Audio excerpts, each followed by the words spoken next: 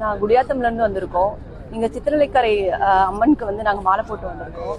அங்க பார்த்துட்டு இப்ப இங்க கன்னியாகுமரி டூருக்காக வந்திருந்தோம். இங்க வந்து இந்த 3 கடல் சேர்ற இடம் வந்து ரொம்ப வேர்ல்டு ரொம்ப ஃபேமஸான ஒரு பிளேஸ். ஸோ அதனால இங்க வந்து அந்த தீர்த்தம் தலையில கழிச்சிட்டு அப்படியே இந்த மகாசமுத்திரத்தை பார்த்துட்டு போகலாம் அப்படின்னு. இந்த புதுசா இருக்கு. நாங்க லாஸ்ட் டைம் வரும்போது இந்த கண்ணாடி பாலம் கிடையாது, இப்போ இது புதுசா வச்சிருக்காங்க. ஸோ அது இப்போ ஃபர்ஸ்ட் டைம் விசிட் பண்றோம். நல்லா இருக்கு, ரொம்ப சந்தோஷமா இருக்கு. அதிகாலையில ஏஞ்சி இந்த காற்று, இந்த சத்தம், இப்ப சூரிய உதயம் வருது, அது வர்றதுக்காக பாக்கிறதுக்காக வெயிட் பண்ணிட்டு இருக்கோம். கடல்ல வந்து இடையில தடை வச்சிருந்தாங்க, இப்ப விட்டுருக்காங்க, அது எப்படிமா இருக்கு?